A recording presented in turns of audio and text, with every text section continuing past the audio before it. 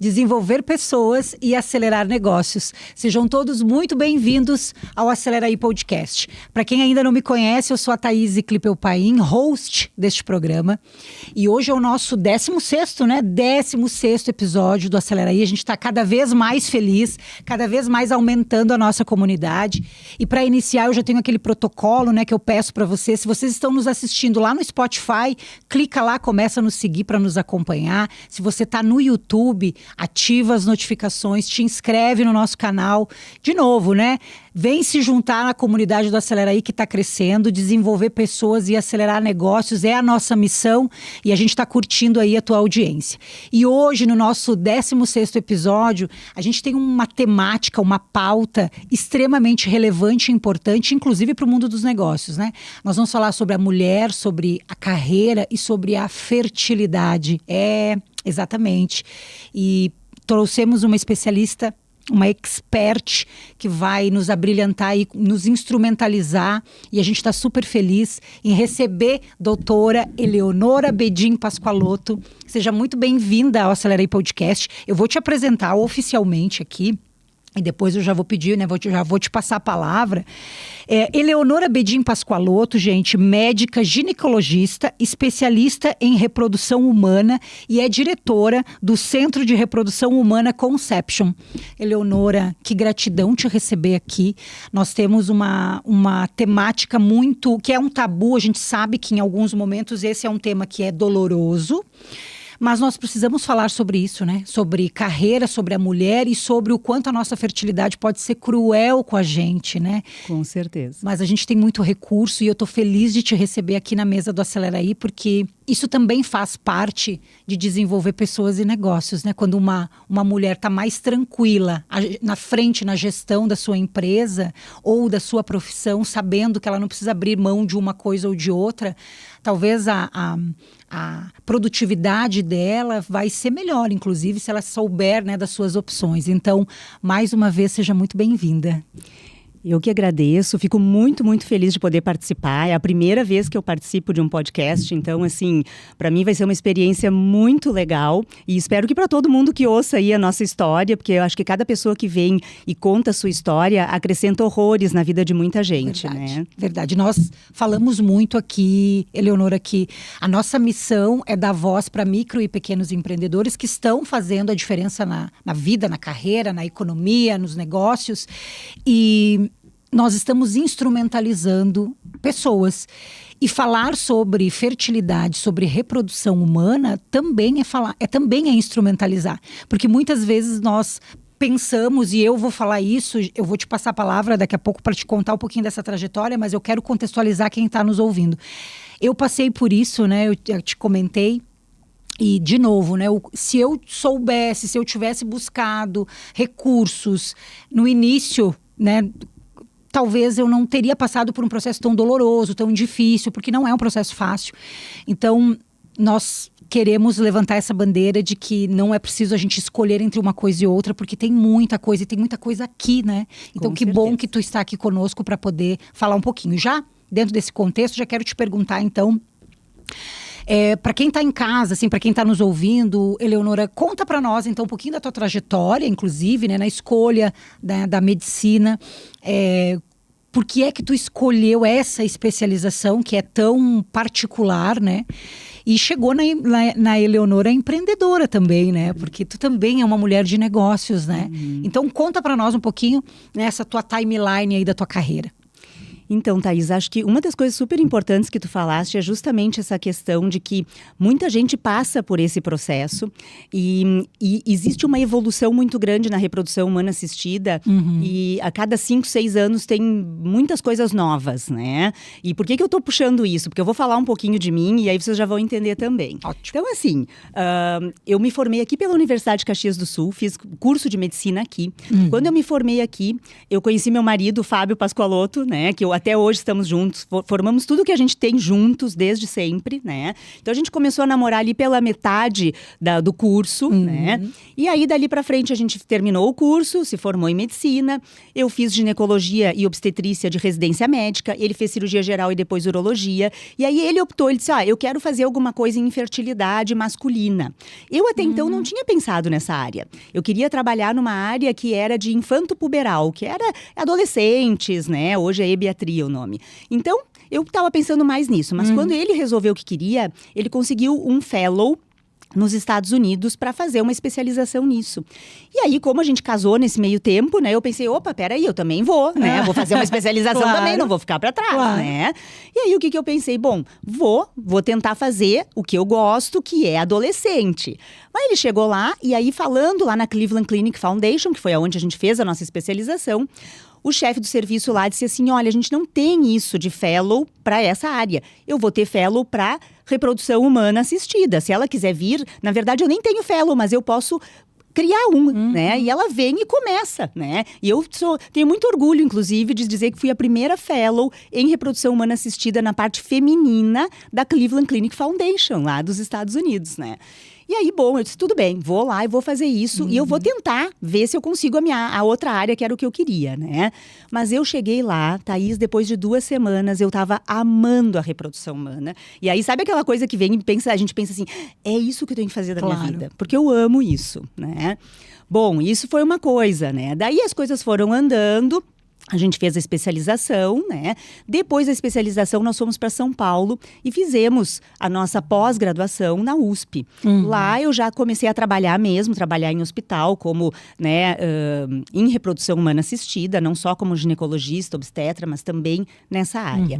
E lá que a gente começou a pensar o que a gente ia fazer depois, né? Se a gente ia ficar lá mesmo em São Paulo, trabalhando lá, se a gente ia para Porto Alegre, a minha família é toda de Porto Alegre, então eu brinco que a vida inteira eu queria voltar, meu pai é ginecologista, né? Eu queria voltar para Porto Alegre e trabalhar lá, tranquilamente e tal, em Porto, né? Mas não. Aí a gente foi indo. Mas o que a gente fez no final, quando a gente estava resolvendo o que ia fazer? Vamos fazer uma pesquisa de mercado. Olha só. Então, isso é uma coisa interessante, porque não existia nenhum centro de reprodução humana na Serra Gaúcha, né? Naquela época. E a gente pensou, será que a gente vai para Porto Alegre, onde já tem centros de reprodução humana? Ou será que a gente vai para um lugar novo, né? E aí, a gente contratou uma pesquisa de mercado, que aí fizeram aqui em Caxias do Sul, para ver, bom, se por acaso surgisse um centro de reprodução aqui, você teria, né? Você viria aqui ou você continuaria indo para Porto Alegre, para São Paulo, para outros locais, né? E na época, o resultado foi super favorável. Foi assim, a maioria dizia, não, se estiver aqui, eu iria aqui. Claro. Eu iria pelo menos fazer uma consulta, eu iria ver aqui primeiro, né? Para depois ir para outros locais. Então, isso já é uma dica, né? Que eu acho que é bem legal dessa parte de empreendedorismo, né? É verdade. Tem que pensar, quando vai para um lugar, de dar uma olhada de como é que as coisas estão. Se fosse pelo meu coração, talvez eu tivesse ido a Porto Alegre, sabe lá, né? Claro, podia ter ficado ótimo lá também, mas talvez não. Mas é uma sacada mercadológica, né? Exatamente, Lógico. Que as coisas tem que pensar.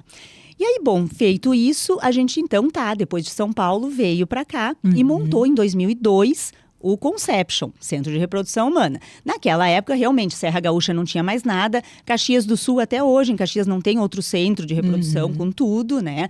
E aí, o que acontece? A gente começou a trabalhar. No início foi difícil, porque por mais que as pessoas iam, consultavam, ainda tinha muito tabu. Claro. E tabu, inclusive, com relação à infertilidade, à dificuldade de engravidar, né?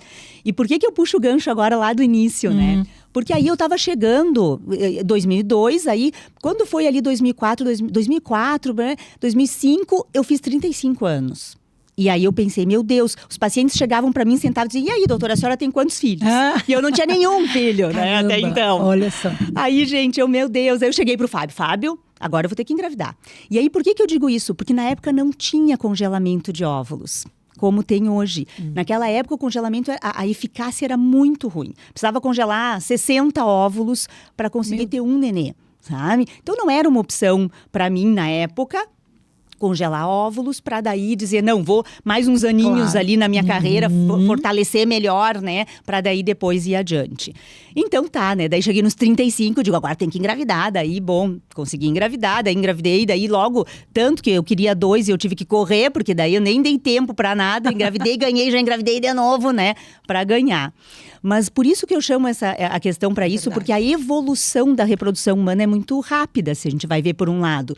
Porque naquela época não era uma opção isso. Hoje em dia é. Então, hoje em dia, quem chega nessa idade tem a opção. E principalmente até um pouco antes, porque se naquela época tivesse a opção, em 2002, quando eu cheguei aqui, que eu podia pensar, eu preciso mais uns anos, eu poderia já ter pensado em congelar os meus óvulos naquele momento, né? E aí, dá mais um tempinho para daí engravidar mais adiante, né?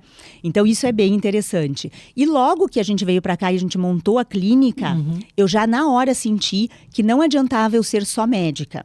Que eu precisava fazer alguma especialização, não só na área de reprodução humana e tudo mais, que eu já estava bem, mas em gestão empresarial. Uau! Né? Porque como é que eu ia lidar com tudo aquilo, né? Que a gente tem lá, tem laboratório, tem várias multiprofissional. Quer dizer, uma equipe extremamente multidisciplinar, né? Como é que eu ia lidar com aquilo? Então, aí eu procurei, e aí, na época, eu me lembro que a FGV, e ainda hoje, ela é super referência nisso aí, né? Então, eu fiz a gestão empresarial, especializei em gestão empresarial, e aí sim, essa aí me deu bastante ferramentas para que eu pudesse gerenciar a clínica, que hoje em dia, então, além de eu trabalhar como médica e tudo mais lá, também faço esse gerenciamento, né? Então foi mais ou menos por aí a trajetória e aí que a gente chegou, né? E aí as coisas foram só evoluindo e crescendo. Quanta inovação, né? Quanto recurso novo, né? Acho que a tecnologia nesse segmento é extremamente, como tu falou, né? Dinâmico, é rápido.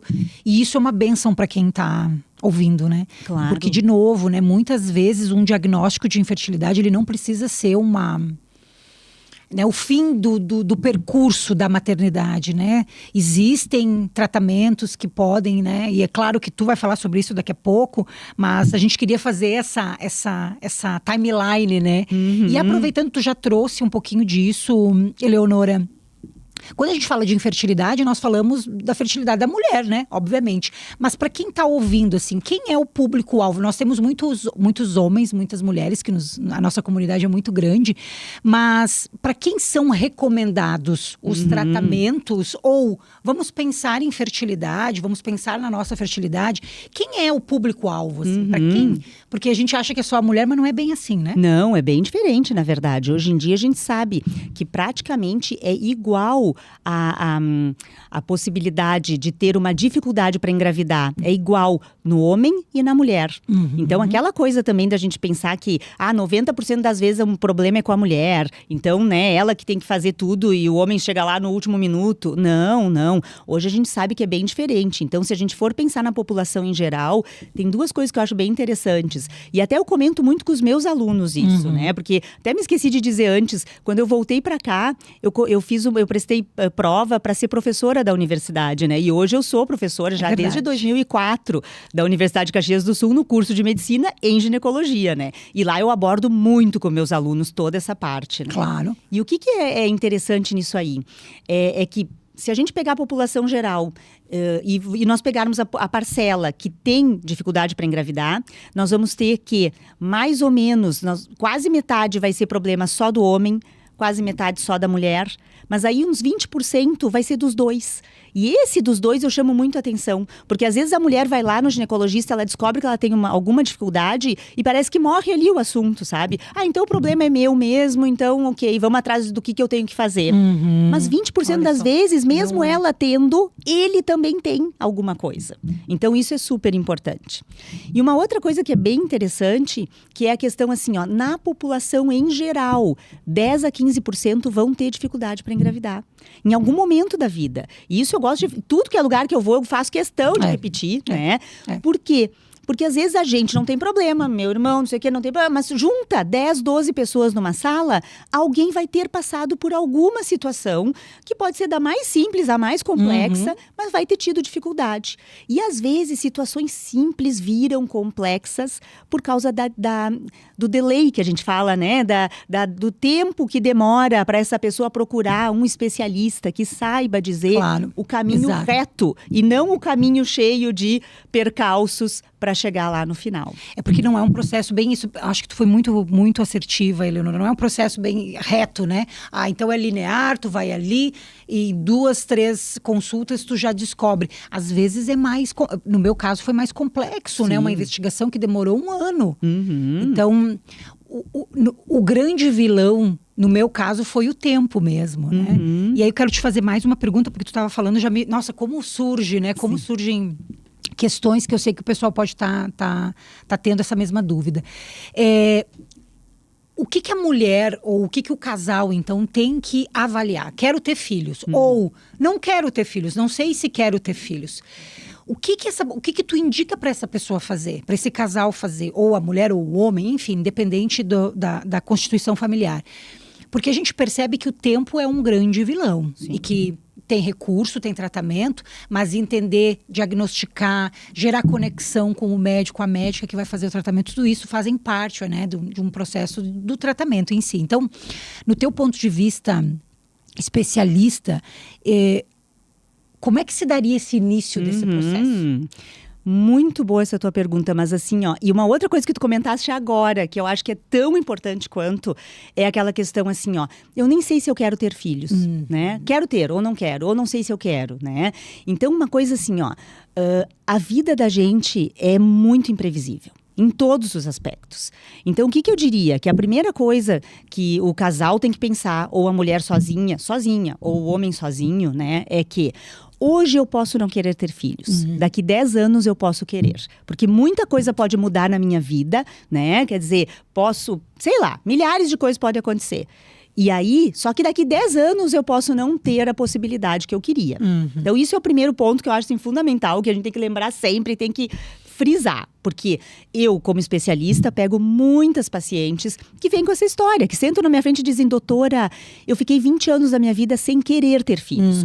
Uma coisa, sem querer, mas agora eu quero. Né? E agora eu quero, às vezes elas querem porque estão com um parceiro que querem porque elas querem, podem nem estar com parceiro. Exato. Mas chegou um ponto que agora eu quero. E a outra situação que volta e meia aparece, que é aquela questão assim, doutora, eu fiquei muitos anos casada, o meu parceiro não queria ter filhos.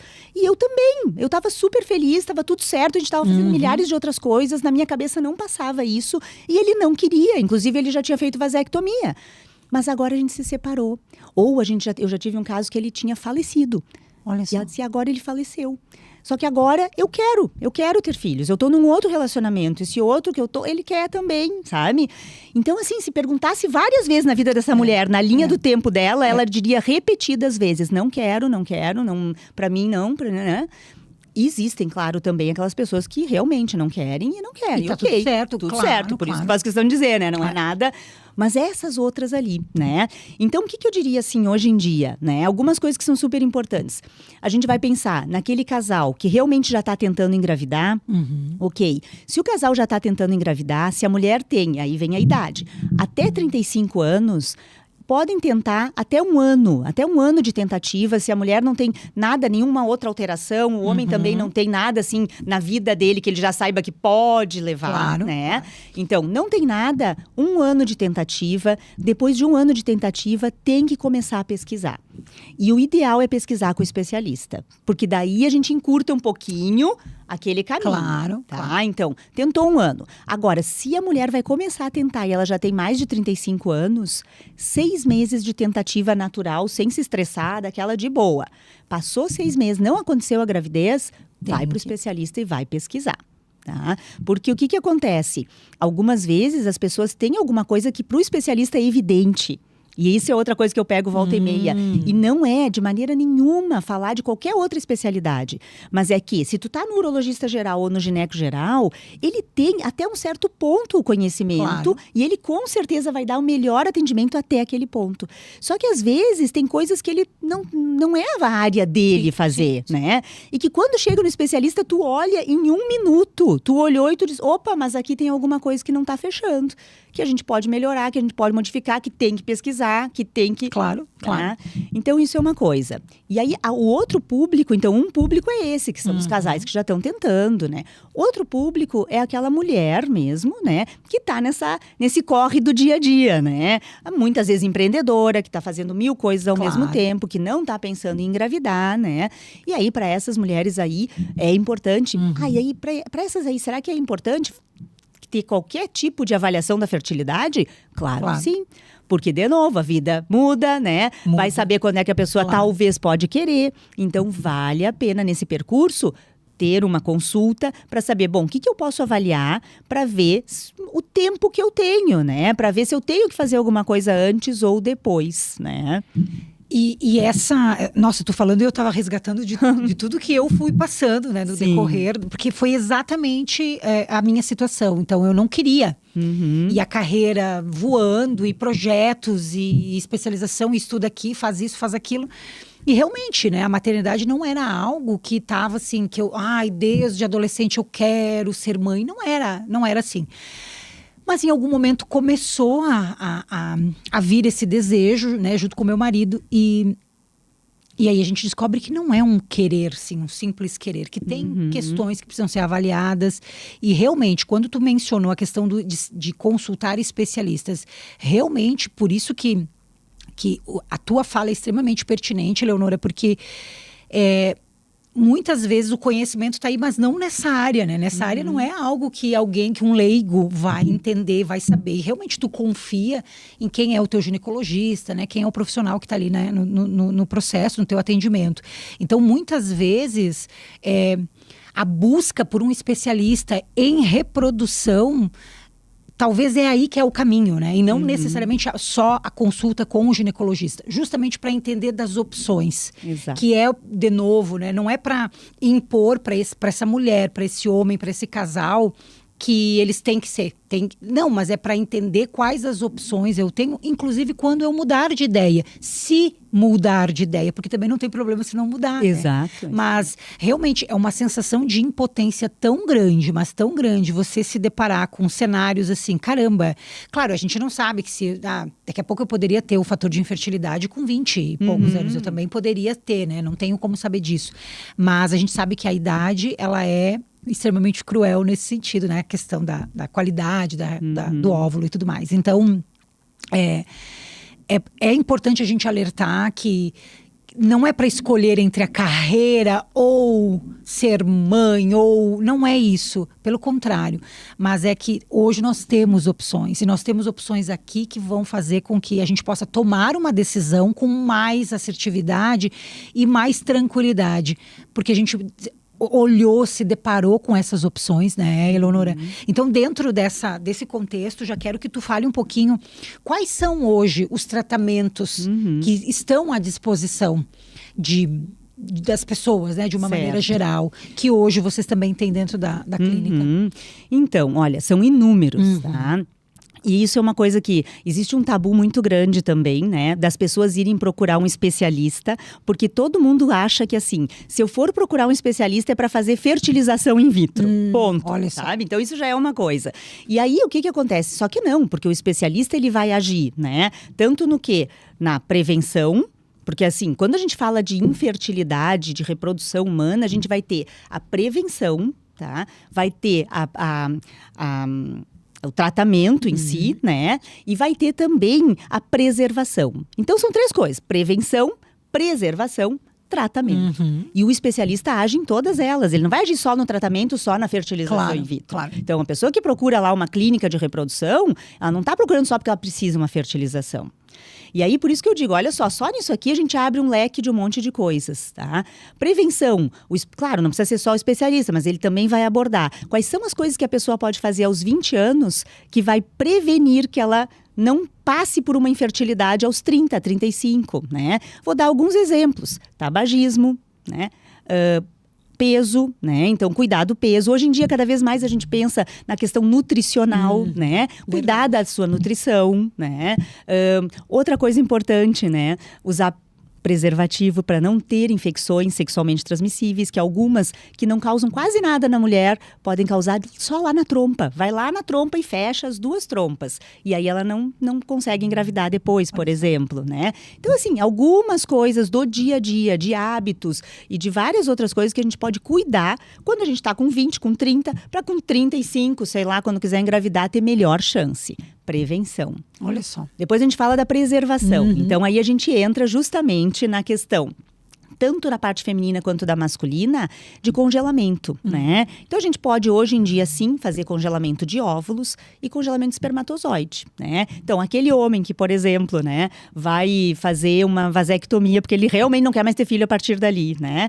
Às vezes, vale a pena congelar espermatozoides antes, porque a vida é imprevisível. Vamos voltar para essa história, é verdade. Né? Tá? Eu adorei essa ou ele tem um câncer de testículo, alguma coisa, vai ter que fazer um tratamento, ok?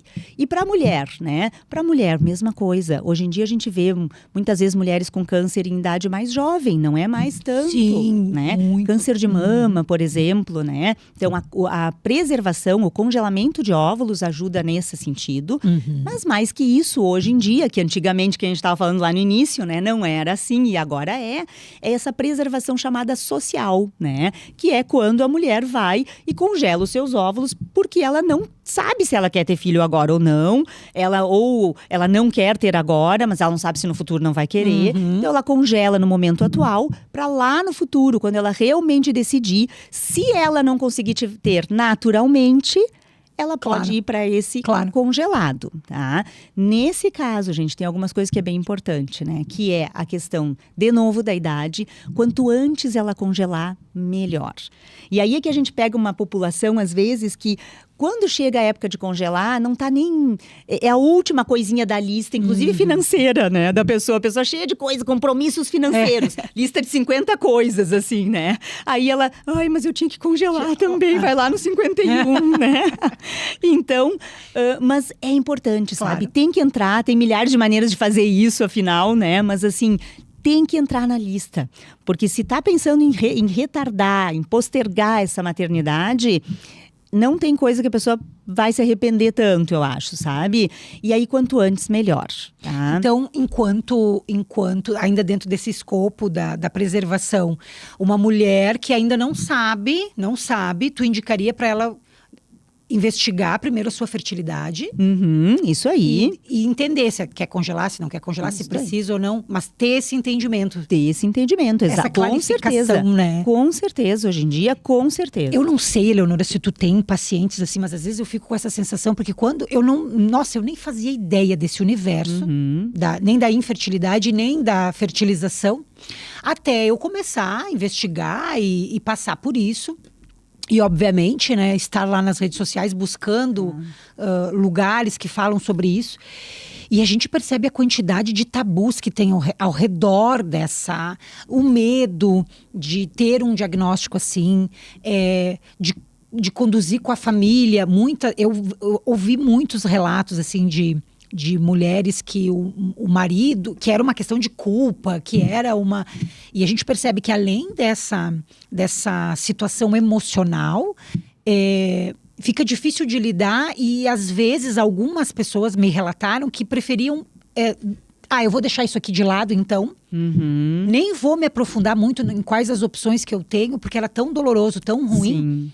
E o tempo continua correndo. Então... tem uma série de fatores, né?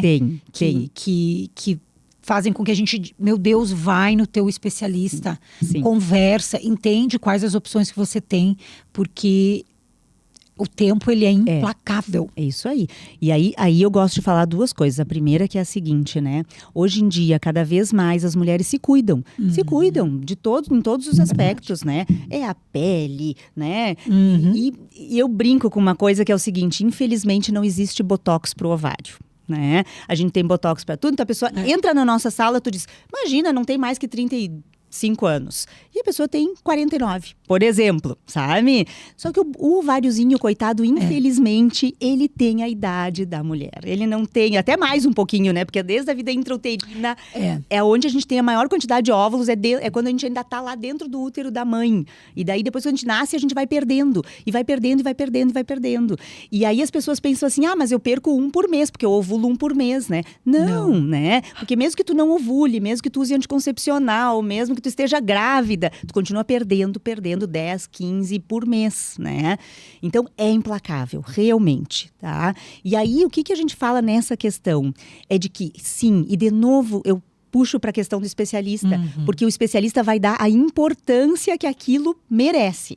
Tá? Ali entra uma coisa importante, porque a gente é que vive o outro lado também, né? Então, a gente vai dar aquela importância, mesmo a mulher chega ali com 30 anos, por exemplo, né? Chegou com 30. 30 é super nova, tem aquela lista dos 50 e tantas coisas de financeiras, né? Ali, o especialista vai poder dizer, bom, vamos avaliar a tua reserva de óvulos, vamos ver se o teu ovário realmente está nos 30 anos. Se ele tiver ok, a gente pode às vezes esperar 1, 2 anos para daí ver o que vai acontecer da tua vida e daí fazer congelamento. Mas às vezes o ovário é pior, ele ainda está avançado ali, né? Claro. E aí, não, olha, eu acho que agora, em vez de ser o número 55, tu tem que passar isso aí lá para cima, né? Então, isso é muito importante, tá? E uma outra coisa que eu queria chamar para o congelamento é que, assim, a gente bate muito claro que o ideal é congelar até os 35 anos, tá? Mas eu não, de maneira alguma, eu tô dizendo que alguém que tem mais de 35 não deve ou não pode congelar óvulos. Ótimo. Porque hoje em dia a gente tem muita gente, eu vou dizer que a maioria que me procura hoje ainda tem mais de 35 anos. Porque é uma cultural, a gente está mudando uma cultura aí, né? Então, a maioria tem mais, tá? E, de novo, a avaliação da reserva de óvulos vai me dar, primeiro, essa possibilidade dela, posso congelar ainda ou não? Primeira coisa. E segunda coisa, bom, ok, se eu congelar, qual é a chance que eu tenho de realmente ter um filho lá no futuro, tá? Então, mesmo mulheres com mais idade, e às vezes até com 40 anos, podem congelar óvulos. Claro que eu não vou poder dizer que uma mulher que congela óvulo aos 40 anos tem a mesma possibilidade de ter o filho lá quando for utilizar do que uma que tem 33 anos e congelou. Porque quem tem abaixo de 35 vai ter maior número de óvulos congelados e melhor qualidade. Quanto mais a idade avança, menor o número e pior a qualidade. Mas, por outro lado, eu costumo, de novo, ser humano, né? Outra coisa que eu falo para meus alunos sempre, né? Ser humano não é matemática. Não é 0% nem 100%. Tudo no meio do 0 e do 100% acontece para qualquer pessoa, né? Então, claro que daqui a pouco vai ter uma paciente com mais idade que congelou e lá no futuro vai utilizar e vai ter o seu filho. E ok, sabe? E ela fez o certo também. Então, por isso que eu digo, muitas pacientes me procuram e aí chegam, doutora, acho que nem vale a pena, eu só tive 5 óvulos congelados. Nem sei, acho que nem vale a pena eu manter, né? Eu digo, imagina, e se lá no futuro, quando a gente descongelar, tu precisar de um só e já engravidar, né? É a maior possibilidade? Não é a maior, mas é uma possibilidade. Mas, claro. E essa individualização do tratamento, né? Porque tu vai olhar o paciente como um todo, né? Exato. Então, essa individualização, né? Não é um tratamento de beleza igual para todo mundo, né? Então tu vai passar isso aqui, todo mundo vai usar esse produto, tomar esse remédio e vai ter o mesmo... Não existe isso, né? Muito. A gente percebe que dentro da reprodução humana, realmente é muito diferente, né? Eleonora, deixa eu te perguntar aqui, porque eu acho que é importante a gente trazer esse contexto também. Primeiro, como é que tu avalia a fertilidade da mulher, né? Quais são os passos para avaliar essa fertilidade e quais são as principais causas de infertilidade? Claro que a gente... Maneira geral. Isso, porque é a individualização, obviamente. Né? Claro. Então, assim, como é que a gente avalia, né, a fertilidade? Alguns fatores a gente tem que coloca, né, numa tabela, digamos. A questão da idade, a questão de doenças associadas, tá? Hábitos, e aí nós vamos ter duas coisas. Um exame de sangue, chamado hormônio antimileriano, que a gente avalia, e uma ecografia transvaginal, que faz contagem dos folículos antrais. E aí a gente junta tudo isso para poder ter uma ideia, né? Claro, não é de novo, não é 0 nem 100%, mas são variações, né, de qual a fertilidade dessa mulher, tá? Isso é uma coisa. As causas que são mais comuns, então por isso que eu digo que toda mulher, praticamente, se não está pensando em engravidar e já chega numa determinada idade, é importante fazer essa avaliação, sabe? Para ter uma ideia, né? Bom, qual é meu potencial nesse momento, tá? Na questão das causas, né? As causas mais comuns na parte feminina, nós vamos ter a parte ovulatória, né? Mulheres que não ovulam por vários diversos. A síndrome de ovário policístico é uma das mais comuns. E, bom, só a síndrome de ovário policístico seria, assim, ó, um outro programa inteiro para falar, porque é muita coisa, né? Mas é muito prevalente. E, de novo, quanto antes descobre, antes trata, antes tem possibilidade de tudo. Claro. Tá? Além disso, endometriose, hoje em dia, muito comum. Outra doença que ela piora com a idade. Então, às vezes, a pessoa se surpreende. Bah, doutora, mas eu fui no meu gineco tantos anos, sei lá, 5 anos atrás. Ele fez uma pesquisa, eu não tinha endometriose. Como é que ele não enxergou e agora eu tenho? Ele não enxergou porque não tinha. Só que agora tem. A endometriose, a pessoa não nasce com endometriose e está sempre com a mesma quantidade de endometriose, né? Então, isso é uma coisa importante. Então, a endometriose é um outro fator bem comum. Então, se eu tivesse que dizer, assim, as questões ovulatórias, a endometriose e as questões tubárias, né? Onde a gente tem obstrução das trompas, que é o local do organismo da mulher onde o óvulo tem que encontrar o espermatozoide naturalmente. Então, se eu tiver um bloqueio ali, eu posso fazer o que eu quiser, né? Que não vai adiantar. Daí tenho que fazer alguma outra coisa. E na questão das tubas, tu só sabe quando tu tá tentando, né? Exato. Aí sim, em geral, a gente não faz um exame fora do... Né? Que se não é com o especialista. Né? Exato. E o especialista, às vezes, ele pode até não pedir um exame específico para aquilo ali, mas ele vai primeiro avaliar fatores de risco. E dependendo dos fatores de risco, ele vai dizer, bom, tu tem mais chance de realmente ter algo assim. Então, vamos pesquisar isso aqui. Né? Então, por isso que eu digo, a pesquisa, ela vai indo num cadenciamento que é diferente, né? E nos tratamentos que tu estava falando, bom, tu vê que eu falo bastante, mas né? É então, assim, não paro de falar, que são né? muitos temas e é muita coisa.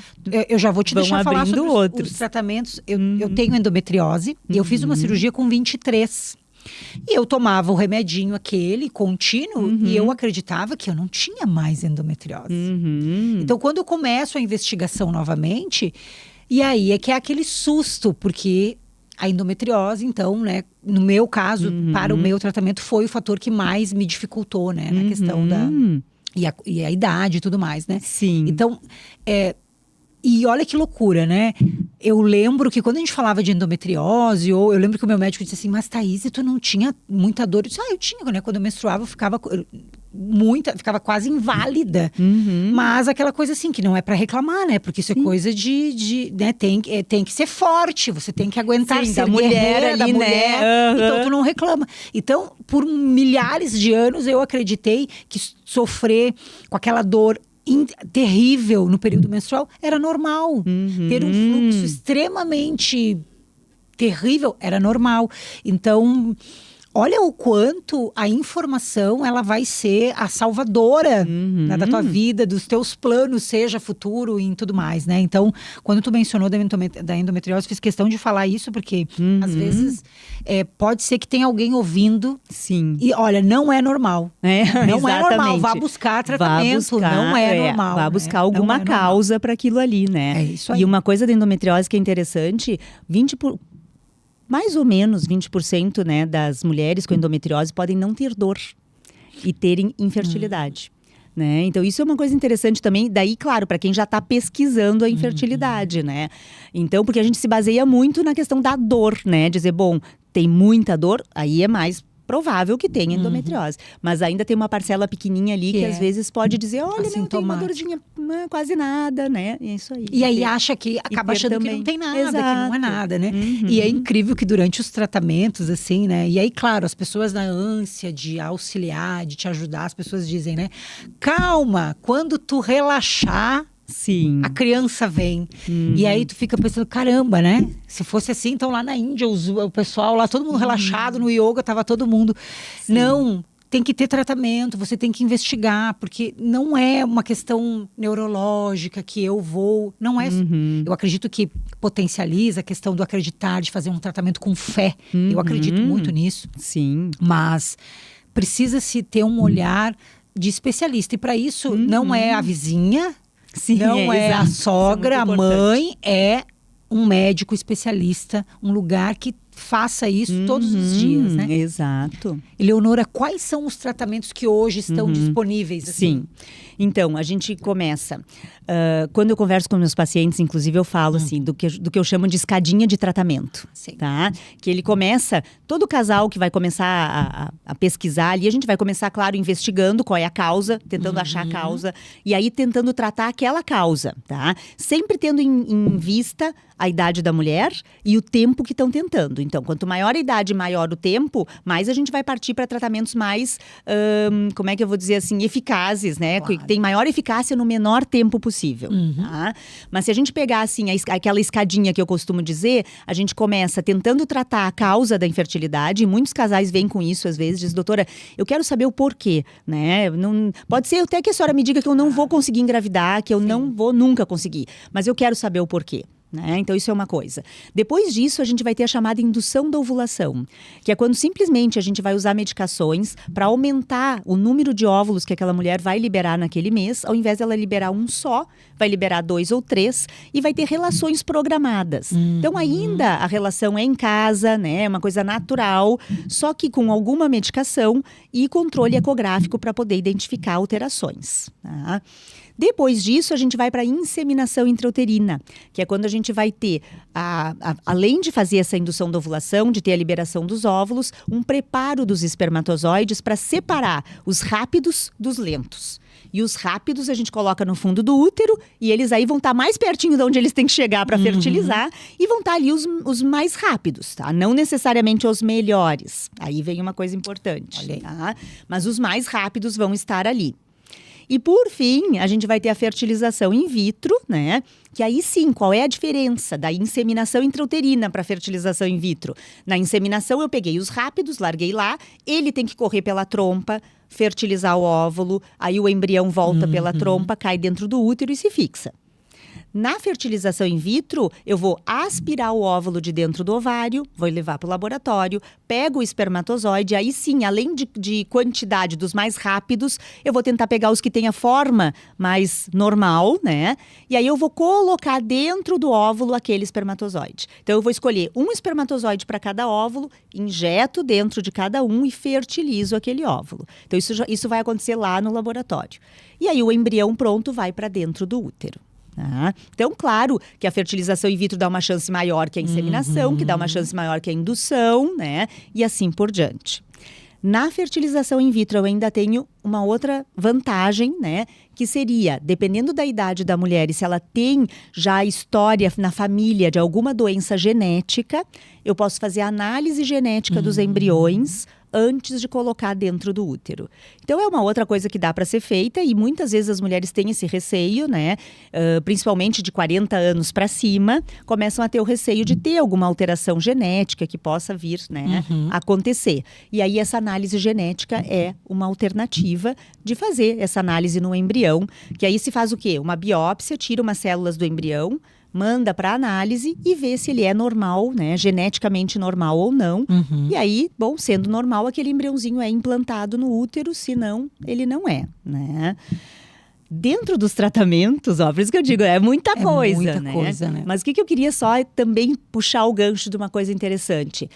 Hoje em dia, cada vez mais, a gente vai ter assim, ó, isso que eu falei tudo é considerando um casal, né, homem e uma mulher, que o homem tem espermatozoide, ele consegue liberar espermatozoide, a mulher tem útero, tem ovário, ovula, tudo ok. Só que nos casais e nas pessoas, de maneira geral, nem todo mundo é assim, nem tudo é assim. Então, nós vamos ter muitas, não vou falar várias variações, né? Muitas variações, né? Que vão ser o quê, gente? Daqui a pouco eu tenho uma mulher que não tem parceiro, né? E ela quer ter filhos, né? Tenho como fazer isso? Sim. Aí nós vamos usar o quê? Um banco de sêmen, né? Então, ela vai utilizar um banco de sêmen para poder fertilizar o seu óvulo e gerar o seu filho, né? Eu também posso ter um casal onde a mulher, por exemplo, teve que tirar o útero por algum motivo. Alguma doença, ou ela nasceu. Tem mulheres que nascem sem útero, por exemplo. Nasceu sem útero, né? Então, ela tem como ter um filho geneticamente dela? Sim, porque se ela tiver ovário, mas ela não tem o útero, ela consegue ter óvulos dela, que é o material genético dela, só que ela não tem como gestar. Então, a gente vai precisar de um útero, chamado útero de substituição, né? Ou gestação solidária, chamada também, né? E aí, o que eu gosto de chamar a atenção? Porque quando a gente entra nessa parte, o pessoal diz, mas pode no Brasil, né? No Brasil, eu achava que era só fora do país que podia. Pode no Brasil. No Brasil, tem sim, o Conselho Federal de Medicina tem uma resolução que diz o seguinte, que para útero de substituição tem que ser parente em até 4º grau. Da pessoa, né? Ela tem que ter um parente do casal em até 4º grau que sirva de útero de substituição. E se não existir ninguém, que a gente já teve casos, né? Do casal não ter nem ele nem ela ter nem primos, nem primas que pudessem ser, né? Aí sim pode trazer alguém conhecido, né? Então, no caso, essa aí foi a madrinha dela, né? Só que aí a gente tem que pedir uma autorização para o Conselho Federal, né? Dizendo que vai ser uma pessoa que não é da família, tá? Mas pode. Então existe essa possibilidade de útero de substituição no Brasil, que serve também para casal homoafetivo masculino. Olha só. Que não tem, né, alguém ali, tá? Então também serve para isso. E a outra questão que é a mulher que não tem óvulos, que pode usar a ovodoação, né? Então a ovodoação pode ser tanto de um banco de óvulos, né? Quanto a chamada doação compartilhada, que aí é onde um casal, onde o marido tem uma alteração, a mulher não tem nada, né? A mulher é jovem, abaixo de 35 anos, pelo Conselho Federal abaixo de 37, mas a gente lá na clínica a gente gosta abaixo de 35, né? Aí, o que ela faz? Ela estimula o seu ovário, metade dos óvulos fica para ela, metade ela doa para uma outra pessoa. Nesse caso tem que ser anônimo. Tá? Mas a pessoa que não tem óvulos, ela também pode, se quiser trazer um parente até 4º grau, até prima, para servir de doadora também. Tá? Então tem essas duas possibilidades, né? Usar 3, na verdade, banco de óvulos, né? Doação compartilhada anônima, que daí se vai depender da clínica escolher, tem que ser anônima, né? Se não for parente, ou parente em até 4º grau. Então, também é outra opção que tem. São muitas opções, Muitas. E teria outras que provavelmente não estou me lembrando agora aqui, né? E lógico, de novo, né? Eu falo porque eu passei por isso, né? Evidentemente, dentro da individualidade, né? Tu falou da ovodoação. Quando eu ouvi a primeira vez sobre a ovodoação, eu disse, imagina, nem pensar. Porque aí sim, se não é para ser, não vai ser. Porque nem pensar. E quando tu vai passando pelas etapas do tratamento, tu vai percebendo que, meu Deus, é uma opção extremamente viável, é uma opção que realmente faz sentido. Mas tu tem que estar vivendo aquilo ali, né? Talvez para poder considerar as opções, ou pelo menos saber que, de novo, né, o nosso alerta aqui, né, sobre buscar entender quais são as opções, mesmo que você nesse momento não queira ter filhos ou não sabe ainda o que vai querer, né? Exatamente. Deixa eu te fazer uma pergunta, Eleonora, tu mencionou, falando assim, da quantidade de opções de tratamentos, o que tem de mais novo? Assim, de tendência, ou que tu entende que é alguma coisa promissora no que diz respeito a todo esse universo, porque a gente sabe que tem muita coisa de fora, né? Vocês participam de congressos, estão sempre buscando se continuar se especializando, né, para trazer essas inovações e novidades. O que no campo da reprodução, o que mais tem de novo aí? Certo. Bom, eu posso te dizer assim, tem muita coisa em incubadoras aí, né? Tá? Então, um tempo atrás, acho que faz uns meses já, eu fui dar uma palestra que era justamente sobre inovações tecnológicas, né, na reprodução humana assistida. E aí, assim, o que eu posso te dizer? Que a gente tem... Começa pela inteligência artificial, por exemplo. Como usar a inteligência artificial na nossa área, né? E algumas formas de usar a inteligência artificial, por exemplo, né? Nada disso está em prática, tá? Por isso que eu estou dizendo. Nada está em prática. Tudo está, né? Estão sendo feitas pesquisas no mundo todo sobre isso, tá? Uma delas é usar a inteligência artificial para tentar avaliar todo o desenvolvimento do embrião dentro da incubadora e ao invés de precisar fazer aquela biópsia que eu falei antes para ter ideia se ele é geneticamente normal ou não, conseguir fazer isso só com a inteligência artificial. Então, diminuir esse risco de biópsia e tudo mais. Então, isso é uma das coisas que está sendo bastante pesquisado, né? Nessa parte, tem uma parte que é assim, da realidade virtual, né? Então, de tentar trazer uma tranquilidade melhor para a mulher enquanto ela está passando por todo o processo, porque é um processo desgastante quando vai se começar em tudo isso, né? Então, para que ela possa, então, alguns lugares botando essa realidade virtual ali, quando ela vai fazer a coleta de óvulos, ou principalmente a transferência de embriões, que na coleta é no início e depois ela fica anestesiada, né?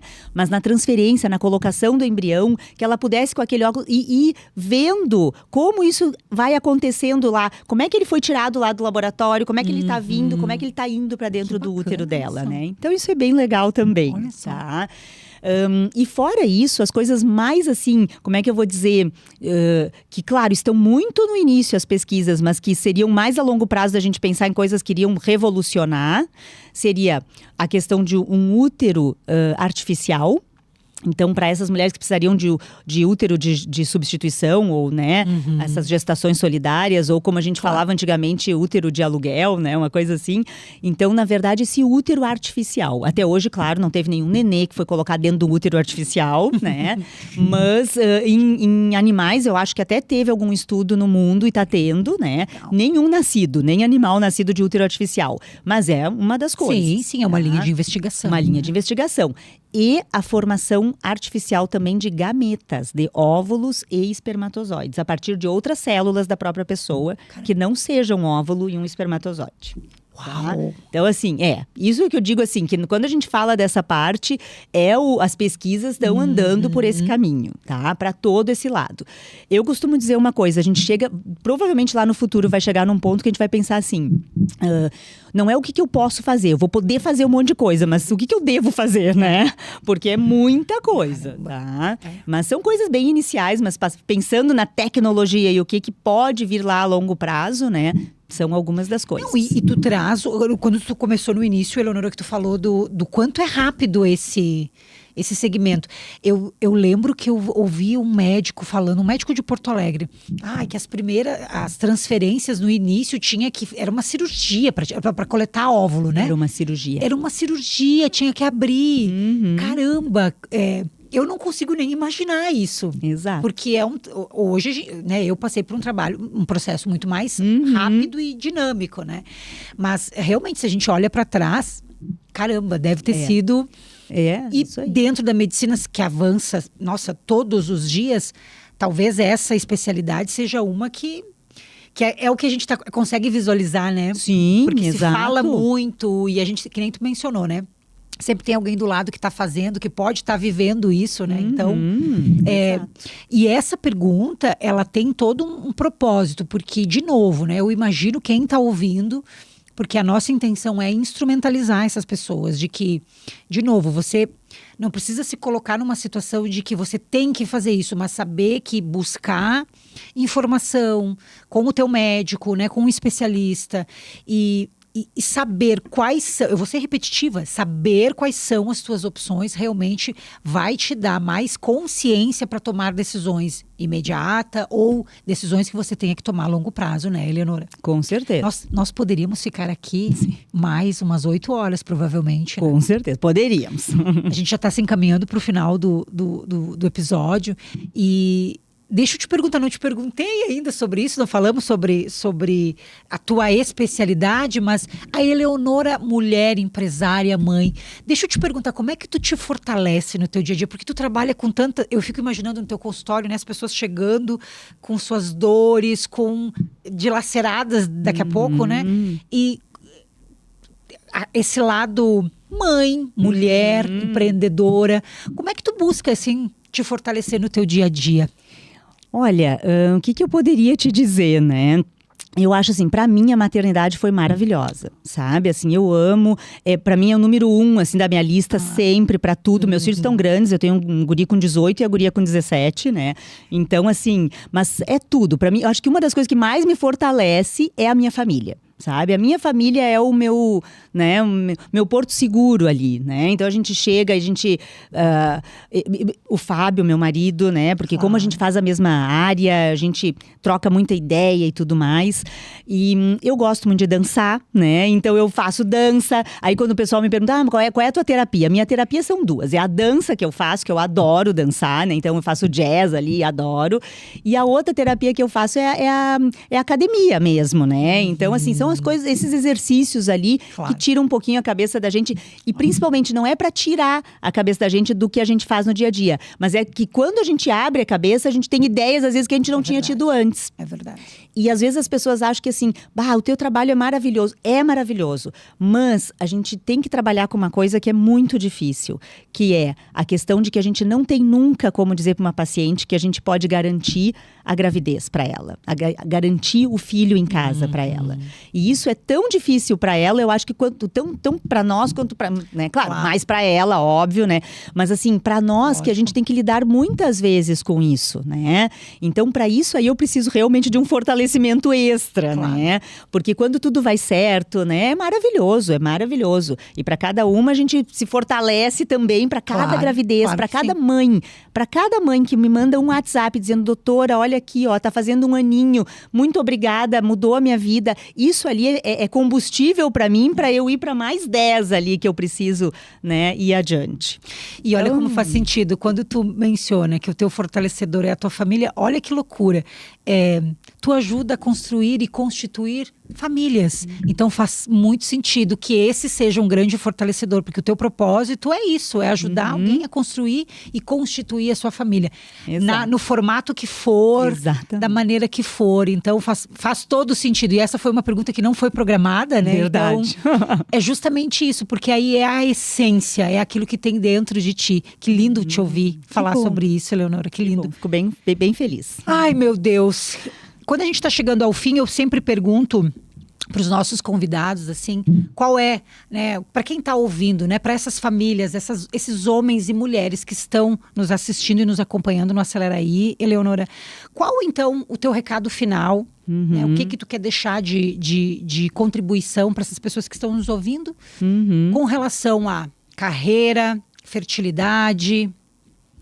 Então, acho que começando de novo, né, a vida é imprevisível. Primeiro, pensem nisso, cada vez que vocês pensem, a vida é imprevisível. Cada vez que vocês tiverem certeza de alguma coisa, pensem, né, nisso.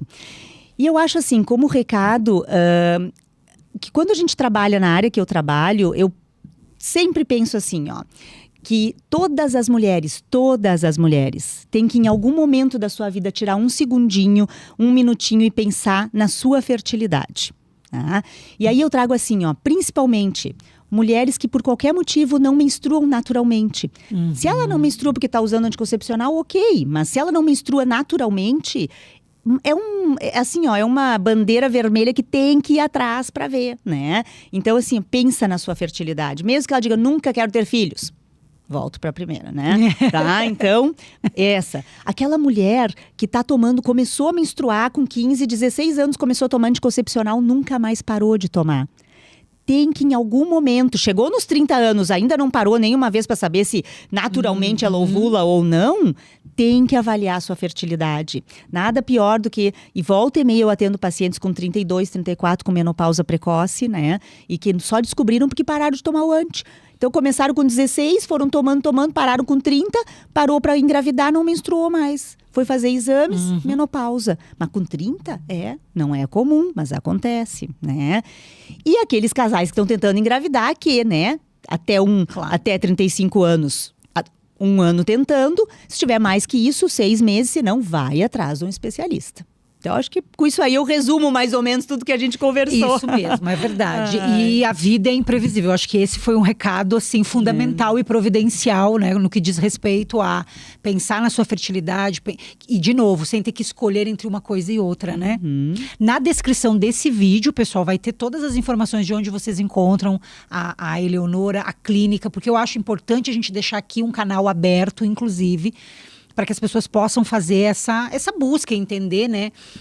Como avaliar essas opções, né? Perfeito. Eleonora, preciso te agradecer imensamente, mais uma vez, a tua participação. Realmente instrumentalizar pessoas, essa é a essência do Acelera Aí. E como eu gostaria de ter tido essa conversa clarificadora alguns anos atrás. Eu gostaria de ter ouvido isso alguns anos atrás, porque possivelmente eu teria mais opção, eu teria tido um tratamento diferente. Então, que bom que a gente pode hoje oportunizar a comunidade do Acelera Aí, tantas pessoas que precisam, né, e que às vezes estavam só por ouvir isso, um impulso, vá pesquisar, vá atrás, né, porque de fato tem muita opção e muito tratamento. E cada caso é um caso e a vida é imprevisível, né? Isso aí. Mais uma vez, muito, muito obrigada por estar aqui conosco, Eleonora. Eu que agradeço, Thaís. Muito obrigada. Gente, eu espero que vocês tenham curtido tanto quanto eu no nosso episódio. Pensar em carreira e fertilidade. A vida é imprevisível, conforme a doutora Eleonora falou. Até o próximo episódio. Beijo e até mais. Tchau, tchau.